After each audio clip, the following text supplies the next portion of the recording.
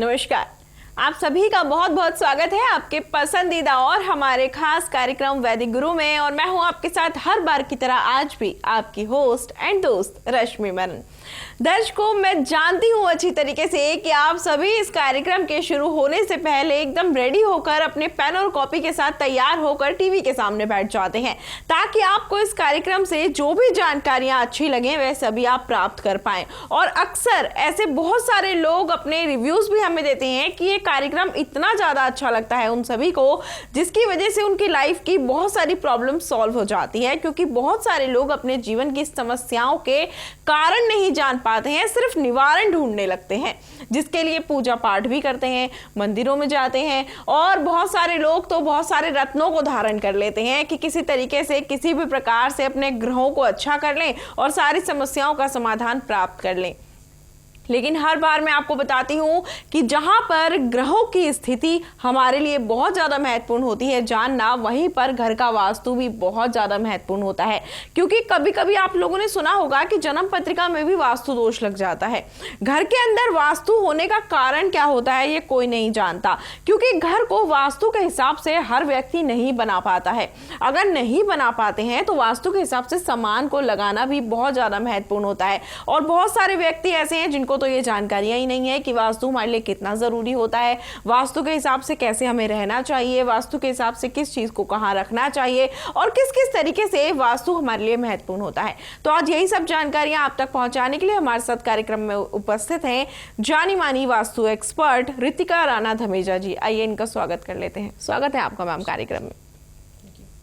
तो दर्शकों, आपको बताना चाहूंगी आपके लिए आज का कार्यक्रम भी बेहद खास होने वाला है। जिस प्रकार से बाकी के सारे एपिसोड्स आपके लिए बहुत ज्यादा स्पेशल रहे हैं, आज का भी कुछ ऐसा ही रहने वाला है। तो अपने अपने हाथ में पेन और कॉपी लेकर बैठ जाइएगा। जो जो जानकारी नोट डाउन करना चाहते हैं नोट डाउन कर लीजिएगा, क्योंकि हर बार यहाँ पर आपको अलग अलग जानकारियां प्राप्त होती हैं। अन्य प्रकार की कोई जिज्ञासा है, कोई सवाल है, उसके लिए सारी डिटेल्स आपकी टीवी स्क्रीन पर दिखाई जा रही है। तो कार्यक्रम के साथ जुड़े रहें, इसको अंत तक देखते रहें और लाभान्वित होते रहें, अपने जीवन को आसान बनाते रहें इस कार्यक्रम के माध्यम से। क्योंकि आपको कहीं भटकने की जरूरत नहीं है, सिर्फ और सिर्फ इस कार्यक्रम को देखना है, वो भी घर में बैठकर। तो देखिए आप कितने खुश नसीब हैं कि घर बैठे बैठे इतनी सारी जानकारियां वो भी एक कार्यक्रम के माध्यम से प्राप्त कर लेते हैं। तो जुड़े रहें और इसको देखते रहें। तो मैम, हम इस कार्यक्रम के माध्यम से लोगों तक हमेशा नई नई जानकारियां पहुंचाने का प्रयास करते हैं। आज भी वास्तु के बारे में बात करेंगे और आपके माध्यम से लोगों तक जानकारियां पहुंचाने का प्रयास करेंगे। सबसे पहले जानना चाहेंगे हम आपसे कि वास्तु इतना महत्वपूर्ण क्यों होता है और वास्तु क्या उसके रूल्स घर और ऑफिस के लिए अलग अलग होते हैं? हाँ जी, अगर हम वास्तु की बात करें, वास्तु एक साइंस है। वास्तु क्या है? जहाँ हम वास करते हैं। मतलब वो अगर आपका घर हुआ, आपका जहाँ पे आप ऑफिस है, जहाँ आप काम करते हैं, जहाँ आप मैक्सिमम टाइम स्पेंड करते हैं। देखिए, नेचर है, नेचर में आपको भी पता होगा हर चीज़ का अपनी दूसरी चीज़ पे इफ़ेक्ट होता है। मेरे साथ आसपास जो भी है, मेरी सराउंडिंग्स है, उसका मुझ पे पूरा इफ़ेक्ट रहेगा। मेरा इफ़ेक्ट वो मेरी सराउंडिंग पे रहेगा। तो उसी की साइंस, उसी की विद्या कि आप जहाँ रह रहे हैं, आपकी सराउंडिंग्स का आप पे क्या इफेक्ट पड़ रहा है, जो एक अर्थ का ग्रेविटेशनल फोर्स है, मैग्नेटिक फोर्स है, सोलर एनर्जी है, उसका क्या इम्पैक्ट पड़ रहा है। तो उसकी जो सारी एक साइंस है, ये ऐसा नहीं है कि कोई बात अगर आपने बस हवा में बोल दी है, इसके पीछे एक रीज़न है हर चीज़ का होने का। एंड जैसे हमें पता है कि हमारा शरीर 5 तत्वों से बना हुआ है, आकाश, धरती, पानी, अग्नि और वायु। तो उन्हीं 5 तत्वों का हम पे जो इम्पैक्ट पड़ता है, उसी को एक पॉजिटिव एनर्जी आप जैसे यूज़ कर सकते हैं मैक्सिमम अपनी नेचर से लेके, उसकी सारी साइंस है वास्तु। तो जैसे कि आपने कहा कि रेजिडेंशियल और कमर्शियल दोनों में हमारा काफ़ी इम्पैक्ट पड़ता है। कहीं तक एक हद तक जो एक वास्तु के बेसिक प्रिंसिपल्स हैं, वो वास्तु के वो रेजिडेंशियल और कमर्शियल दोनों में सेम होते हैं। तो जैसे एक हो गया हमारा हाइट एंड वेट का, तो वो हमें रेजिडेंशियल हो या कमर्शियल हो, दोनों जगह ध्यान रखना चाहिए कि हमारे किस डायरेक्शन में हाइट ज़्यादा रहेगी, किस डायरेक्शन में वेट ज़्यादा रहेगा और किस डायरेक्शन में हमें उसको कम रखना चाहिए। जैसे हम बोलते हैं कि साउथ है और साउथ वेस्ट है, वो हमारा पृथ्वी तत्व है। तो पृथ्वी तत्व है तो मतलब हमें वहाँ पे वेट ज़्यादा रखना है, उसको हाइट ज़्यादा रखनी है अपनी। तो इस चीज़ को आप अपने ध्यान में रखेंगे कभी भी बनाते हुए।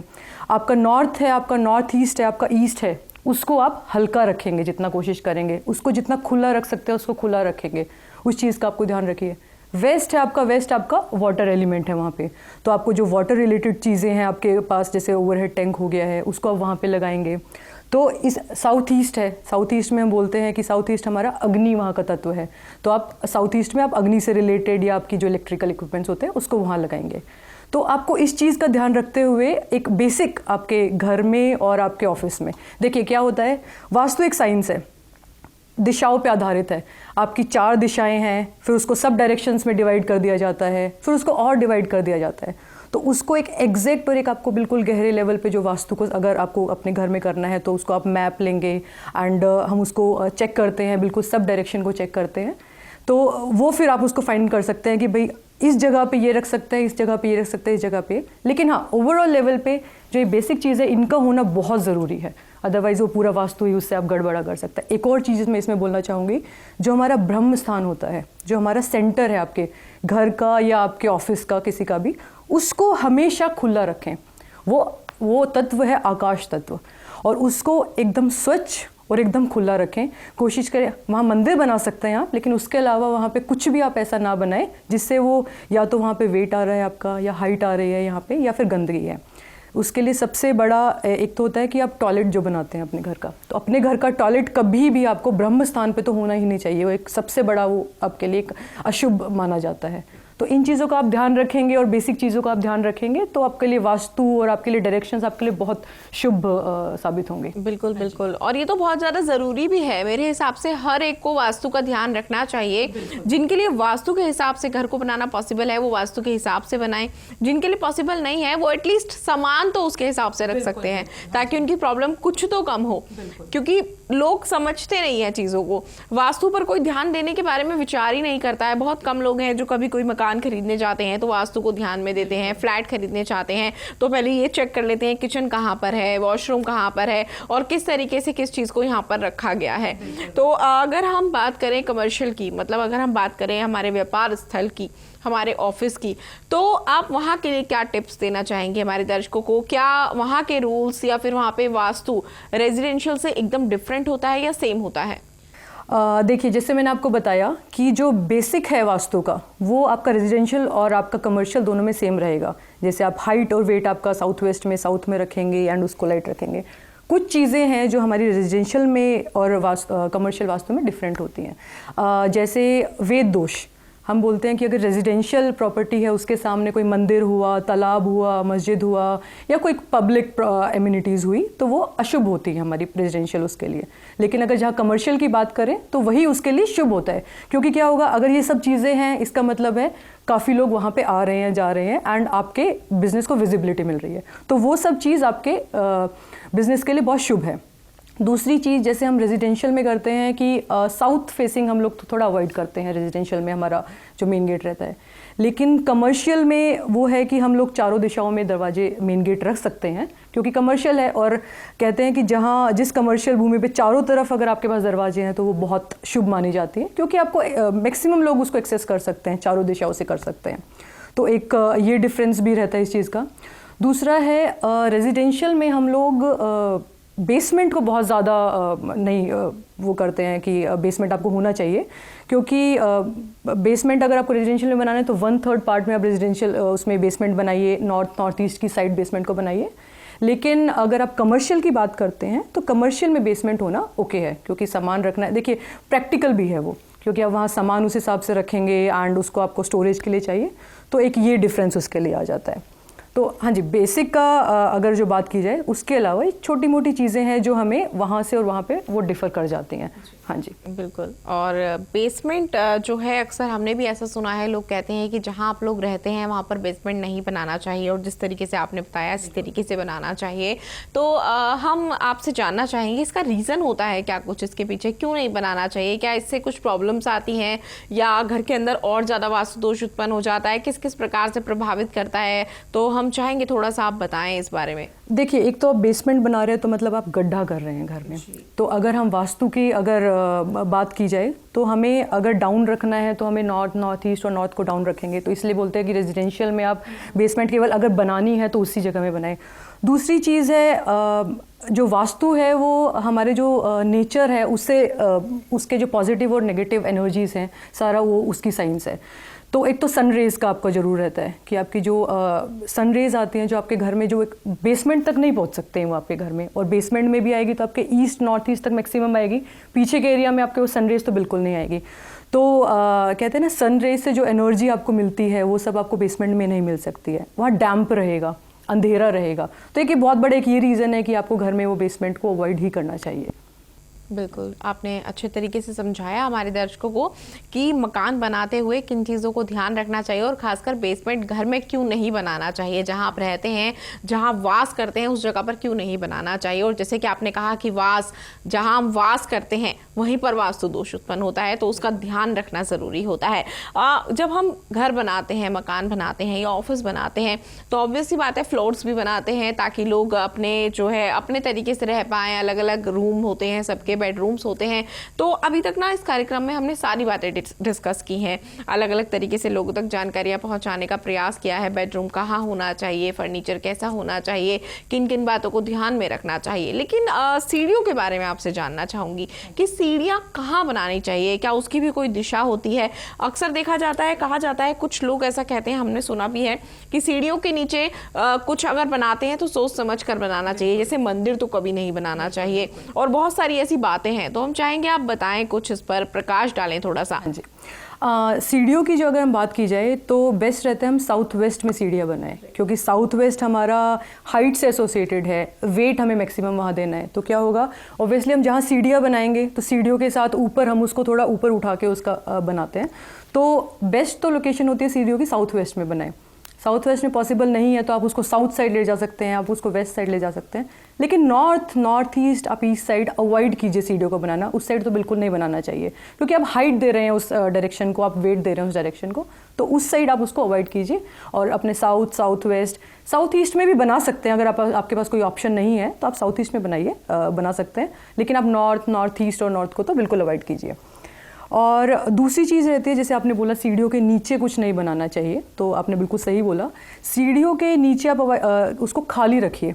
अगर मतलब उसके अंदर बहुत लोग वॉश बेसिन बना देते हैं, टॉयलेट्स बना देते हैं, तो उसको नहीं बनाना चाहिए हमें उसके नीचे अगर देखिए, लेकिन कई बार ऐसा होता है कि हम लोग के पास ऑप्शन नहीं है कोई भी, हम लोग को स्टोरेज चाहिए, तो सीढ़ियों के नीचे बहुत लोग स्टोरेज को बना देते हैं, वो सब कर देते हैं।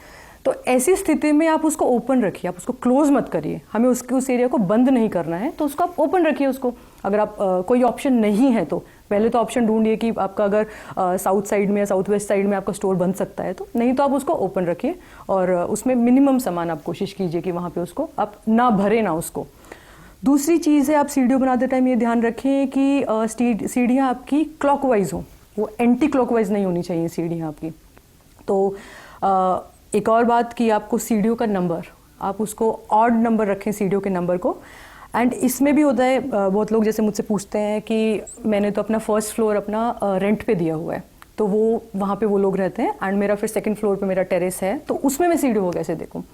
तो उसमें आपको करना है, अगर आपने रेंट पे दिया हुआ है या फिर कोई और रहता है फर्स्ट फ्लोर पे, तो आपके घर से, आपके ग्राउंड फ्लोर से लेके उसके घर तक, जो वहाँ तक फर्स्ट फ्लोर तक जितनी सीढ़ियाँ हैं वो ऑड नंबर होनी चाहिए। अगर वो अपना देखेगा तो वो अपना वहाँ से और टेरेस तक देखेगा।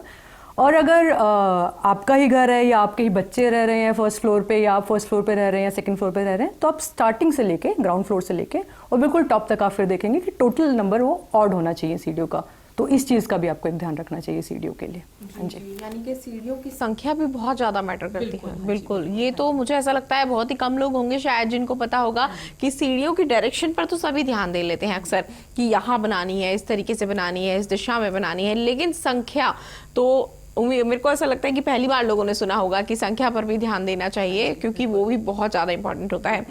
इसके साथ ही अगर हम मिरर की बात करें, मिरर कहाँ पर लगाना चाहिए घर में? क्योंकि कभी ऐसा होता है कि लोगों एक घर में बहुत मिरर देखने के लिए मिलते हैं, बाहर अलग लगा दिया, बेडरूम में अलग लगा दिया। तो और आजकल एक चीज़ और देखी जा रही है, घर को डेकोरेट करने के लिए बहुत सारी चीज़ें लोग ले आते हैं। हाँ जी, जिसमें वॉल के लिए भी मिरर ले आते हैं, कोई राउंड ले आता है, कोई स्क्वायर ले आता है। मतलब मिरर की जो संख्या होती है वो बहुत ज़्यादा बढ़ जाती है जाने अनजाने में।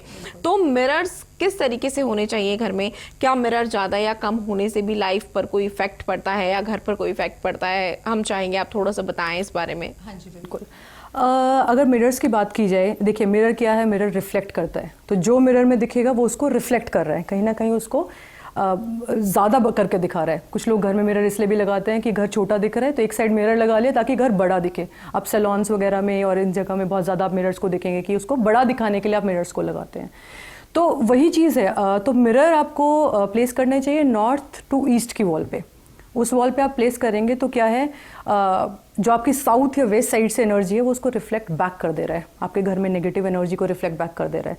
क्योंकि अगर आप साउथ वॉल पे या वेस्ट वॉल पे अगर आप मिरर को लगाते हैं तो क्या कर रहे हैं, वो नॉर्थ से, एक्चुअली क्या हम वास्तु में क्या है, जो नॉर्थ ईस्ट और नॉर्थ ईस्ट से जो एनर्जी बोलते हैं वो बहुत पॉजिटिव एनर्जी और वाइब्स आते हैं। अगर आप उसी को रिफ्लेक्ट कर दे रहे हैं, मतलब वो आपके घर आ रही है, आप उसको रिफ्लेक्ट कर दे रहे हैं, तो उसका कहीं ना कहीं आप पे इम्पैक्ट पड़ रहा है, आपकी लाइफ पे, आपकी करियर पे, आपकी फैमिली लाइफ पे, उस पर उसके चीज़ का इफेक्ट पड़ता है। तो मिरर को हमेशा नॉर्थ टू ईस्ट की वॉल पे लगाना चाहिए। एक और बात, केवल मिरर नहीं, जो रिफ्लेक्टिव सर्विस जैसे आपने बोला कि बहुत चीज़ें शो पीस लगा दिए, हमने बहुत कुछ लगा दिया, तो टीवी का भी एक इसमें महत्वपूर्ण होता है कि उसको भी आप एक एज अ मिरर कंसिडर करेंगे, क्योंकि वो भी रिफ्लेक्ट कर रहा है चीज़ों को। तो उसको कोशिश कीजिए कि आप नॉर्थ टू ईस्ट की वॉल पे ही उस चीज़ को लगाएं, आप साउथ या वेस्ट पे मिरर को ना लगाएं। ऐसे ही मुख्य द्वार जो आपका मेन डोर होता है, मेन डोर के सामने मिरर को ना लगाएं। आप घर के बिल्कुल मेन डोर के सामने मिरर को लगा दे रहे हैं तो जो एनर्जी आ रही है आप उसको वापस भेज रहे हैं घर से। तो इसलिए मिरर की प्लेसमेंट बहुत ज़रूरी है, आप उसको कहाँ लगा रहे हैं, कैसे लगा रहे हैं। मिरर अगर बहुत लोग के बेडरूम में मिरर रहता है तो मिरर क्या होता है, वो बेड के बिल्कुल सामने उस चीज़ को मिरर को लगा देते हैं। तो क्या होता है, आप एक बहुत बड़ा दोष है, आपको मिरर कभी भी बेडरूम में अपने बेड के सामने नहीं लगाना चाहिए। उससे कहीं ना कहीं आपके दाम्पत्य जीवन में कुछ ना कुछ ज़रूर अशुभ इफेक्ट आएगा ही आएगा, उससे आपको नुकसान होगा ही होगा। तो उस मिरर को ऐसे लगाएं कि अगर आप सो रहे हैं जब, तो उस टाइम पे आपके मिरर में इमेज नहीं दिखनी चाहिए, या तो उसको कवर कर दीजिए, अगर पॉसिबल नहीं है उसको मूव करना तो उसको कवर कर दीजिए कपड़े से। तो इस हिसाब से उसको लगाएं। एक और चीज़, आप एक मिरर के सामने दूसरा मिरर ना लगाएं, ताकि मिरर में दूसरे मिरर का रिफ्लेक्शन जो आ रहा है, क्योंकि क्या होगा, एक मिरर और दूसरे मिरर आमने सामने हैं, उनमें इतना ज़्यादा रिफ्लेक्शन और इतनी सारी इमेजेस आ गई, कहीं ना कहीं वो माइंड को कंफ्यूज कर रहा है आपके। तो उस माइंड को आपका माइंड कंफ्यूज हो रहा है तो कहीं ना कहीं आपके माइंड पे इम्पैक्ट पड़ रहा है उसका। हमें डेली में नहीं लगता है कि शायद क्या फ़र्क पड़ेगा, लेकिन अगर आप डेली अगर जो चीज़ देख रहे हैं, जो चीज़ हो रही है, तो कहीं ना कहीं हमारा माइंड उसको उस वे में लेता है एंड कहीं ना कहीं उस पर हमारा इम्पैक्ट पड़ता है आपके माइंड पे, आपकी हेल्थ पे। तो एक ये भी चीज़ अवॉइड कीजिए कि मिरर के सामने दूसरा मिरर लगाएं। जी जी जी बिल्कुल। और मिरर के सामने अक्सर लोग लगा दिया करते हैं वैसे मिरर, लेकिन क्या, जैसे आपने जैसे सैलून की बात की, वहाँ भी देखा जाता है कि एक, अगर हम पार्लर्स की बात करते हैं तो वहाँ एक मिरर सामने होता है और एक पीछे होता है। क्योंकि जैसे अगर मैं लड़की हूँ, मैं पार्लर जाती हूँ, तो मैं इस चीज़ को देखती हूँ कि अगर आपने हेयर कट लिया है तो आपको, ताकि बहुत अच्छे से दिखे कि हाँ आपने किस तरीके का हेयर कट लिया है। तो क्या हम जैसे पार्लर है या फिर कोई अन्य प्रकार की जगह है, वहाँ भी ऐसा कोई इफेक्ट पड़ता है मिरर को इस तरीके से लगाने से? एक प्रैक्टिकल आपको अप्रोच भी देखनी पड़ती है किसी चीज़ की, एंड आप मैक्सिमम टाइम वहाँ पे स्पेंड नहीं कर रहे हैं, राइट। आपके जो आप अगर किसी पार्लर जाएंगे, आप 1 घंटा 2 घंटा वहाँ पे हैं, आप वहाँ पे अपने आप को देख रहे हैं, आप अपना करा रहे हैं, आप उसके बाद आ जाए, तो मैक्सिमम इम्पैक्ट आप पे उस चीज़ का नहीं पड़ेगा। और आप कितना पार्लर आप जाएंगे, आप कभी आप महीने में 1 बार जा रहे हैं, आप 2 महीने में या हफ्ते में भी जा रहे हैं, तो ठीक है। देखो, अगर वास्तु का हम मानते हैं, वास्तु का बहुत इम्पैक्ट पड़ता है, लेकिन कहीं ना कहीं थोड़ा बहुत उसको प्रैक्टिकल भी हमें देखना पड़ता है, क्योंकि हर चीज़ बिल्कुल एग्जैक्ट पॉसिबल नहीं हो पाती है।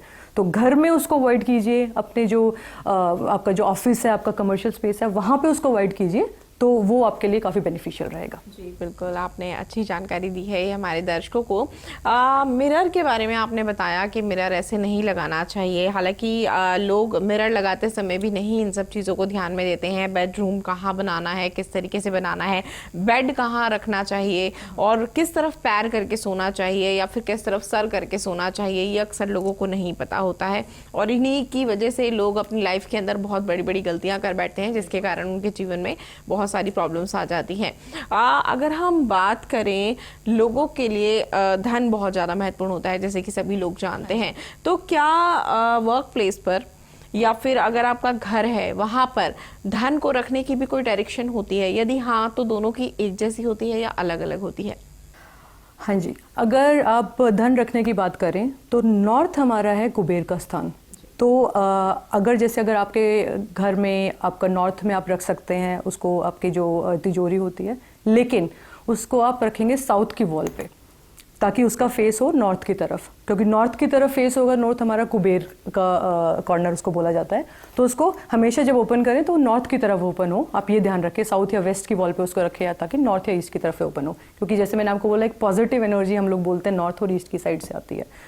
और अगर आप ऑफिस की बात करते हैं तो ये चीज़ सेम रहेगी, क्योंकि नॉर्थ हमारा कुबेर का है, धन से हमारा जो रिलेटेड है, तो आप वहाँ पे क्या कर सकते हैं, अगर आपका एक फाइनेंस डिपार्टमेंट अलग है, आपका अकाउंट सेक्शन डिफरेंट है, तो आप उसको अकाउंट सेक्शन को आपका नॉर्थ में दीजिए।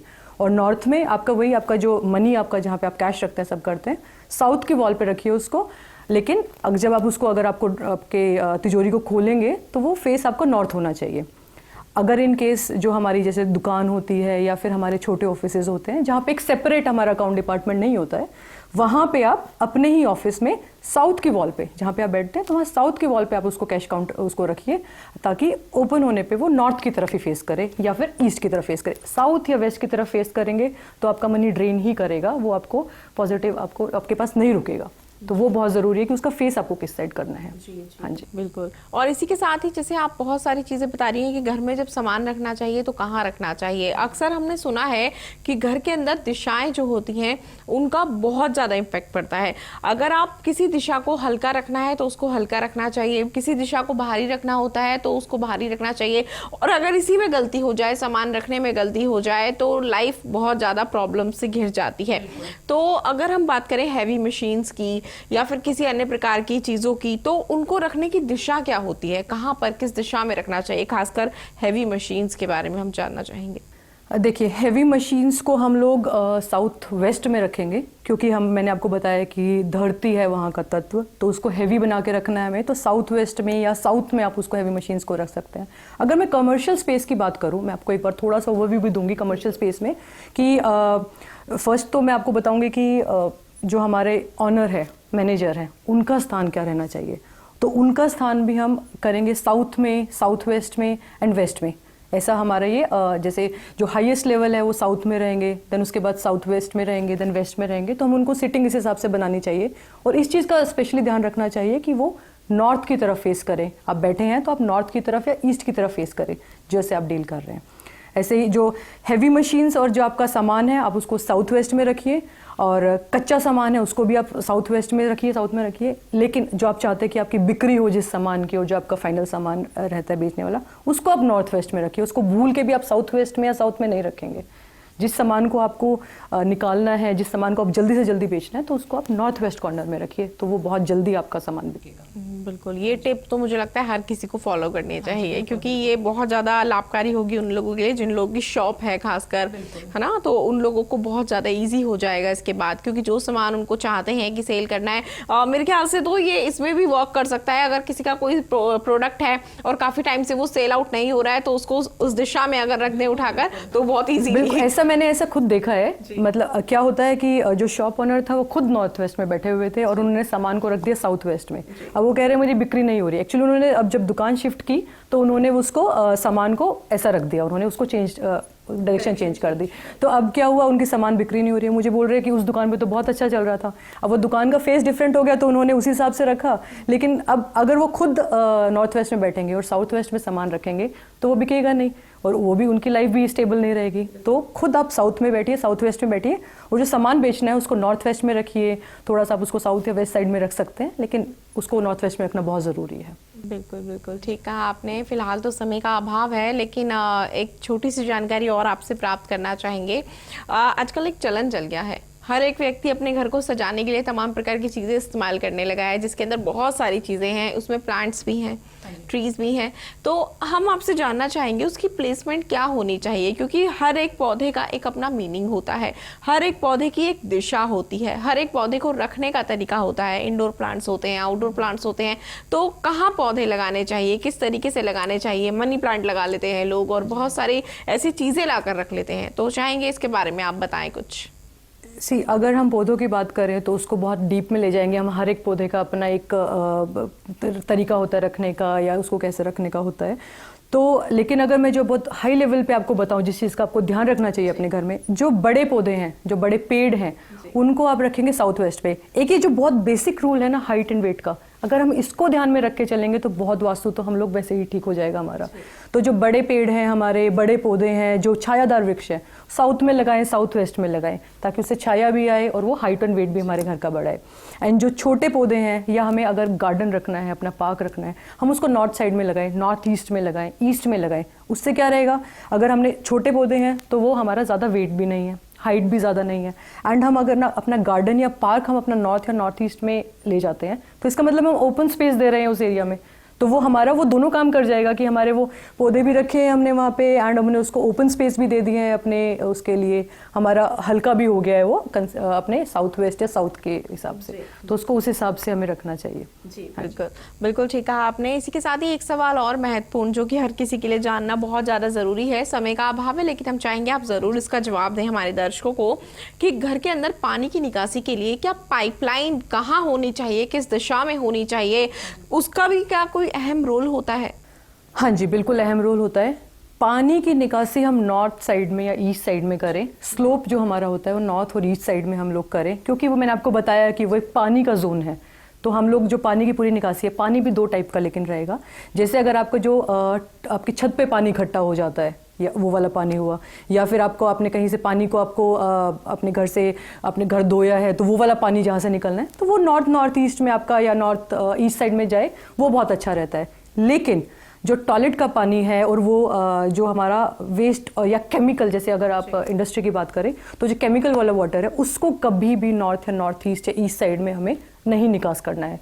उसको हम लोग वेस्ट में करेंगे या नॉर्थ वेस्ट में करेंगे। तो इन दो चीज़ों का जरूर ध्यान रखना। कई बार क्या होता है, बहुत लोग कि ये तो पता है कि अच्छा नॉर्थ ईस्ट साइड में आपको निकास करना है पानी का, उस साइड निकालना है उसको पानी को, तो क्या करते हैं, गलती करते हैं कि वो जो बाथरूम का पानी है, केमिकल का वेस्ट है, जैसे जो हमारे इंडस्ट्रीज़ में होता है, उसको भी उसका पाइप उसी साइड डाल देते हैं।